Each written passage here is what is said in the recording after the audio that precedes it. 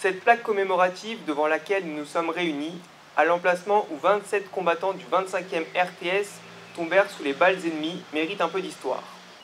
Sur le plan local, le sénateur maire de Lyon, Édouard Herriot, a obtenu dans la nuit du 18 juin que Lyon soit déclarée ville ouverte, évitant ainsi une destruction massive par des combats prévisibles. Cela n'empêche pas les troupes allemandes d'approcher du nord de notre agglomération et de se retrouver face à une résistance acharnée dans le secteur de Chasselet et tous les environs.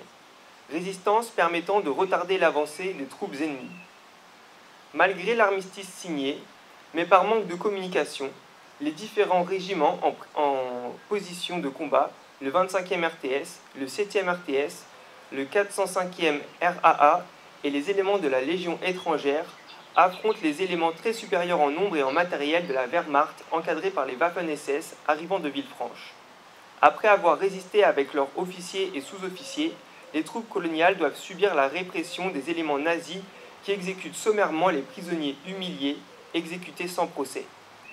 Nous sommes réunis ici aujourd'hui pour commémorer l'appel historique du général de Gaulle et pour honorer ceux qui ont donné leur vie pour la liberté. Il y a 84 ans, le 18 juin 1940, de Londres, le général de Gaulle a prononcé son fameux appel à refuser la défaite et à poursuivre le combat contre l'ennemi. Le lendemain, le 19 juin 1940, alors que les Allemands se rapprochaient de Lyon, la confusion gouvernementale était complète, la situation était désespérée. C'est dans ce contexte que l'armée française a placé aux entrées nord de Lyon le 25e régiment de tirailleurs sénégalais, composé notamment de Soudanais et de Sénégalais. Ils ont combattu avec bravoure et détermination. Ils ont fait preuve d'un courage inébranlable face à l'adversité et leur sacrifice ne sera jamais oublié. 27 tirailleurs ont été fusillés, alignés contre un mur qui est derrière moi, au bas de la montée de Balmont. Sur ce mur du numéro 3, la plaque qui commémore leur sacrifice dit « Le 19 juin 1940 ont été lâchement assassinés 27 soldats sénégalais qui résistaient aux hordes nazies.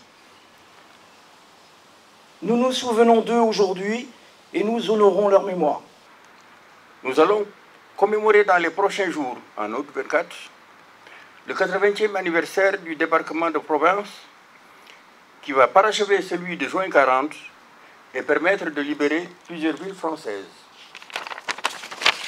Nous associons à cette journée de souvenir ces soldats venus de si loin écrire avec leur sang les plus belles histoires de notre histoire commune. Notre hommage va aux nombreux combattants qui, faisant preuve d'esprit de résistance, vont rejoindre les maquis et livrer bataille au sein des forces françaises de l'intérieur. Nous avons évoqué souvent ici le rôle d'Adiba, mais aussi le rôle de la section franche des tirailleurs du Vercors qui participeront à la libération de Romande en Isère. Nous, fils et petits-fils de ces combattants africains des anciennes colonies de l'Empire colonial français, issus de pays ayant retrouvé leur identité et leur dignité, saluons une Afrique maîtresse de son destin, mais liée à la France par les liens indissolubles d'une histoire commune. Cet instant de mémoire qui est notre devoir s'impose à nous tous.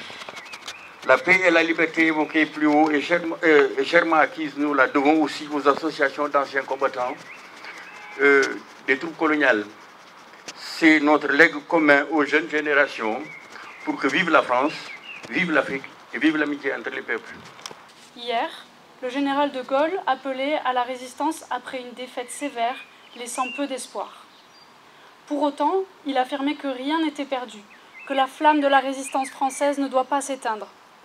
Aujourd'hui, malheureusement, le parallèle est direct. L'histoire semble s'enrayer, se répéter. Les sacrifices du passé ne doivent pas avoir été faits en vain. Non à la défaite, à la trahison des alliances conclues, car la France s'était engagée à ne pas se désolidariser dans l'Angleterre.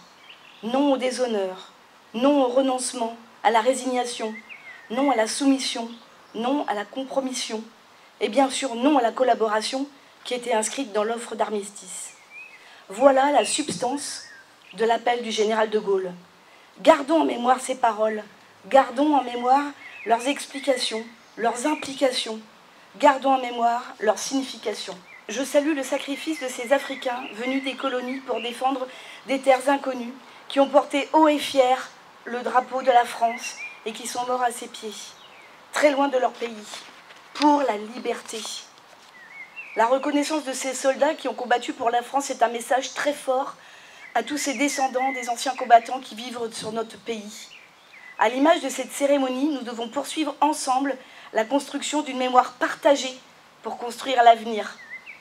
En ces temps sombres qui voient la liberté menacée, nous devons résister à ceux qui l'attaquent et leur opposent nos valeurs.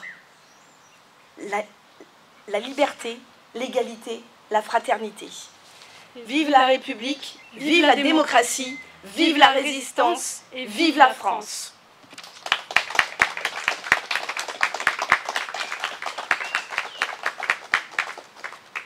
Drapeau haut.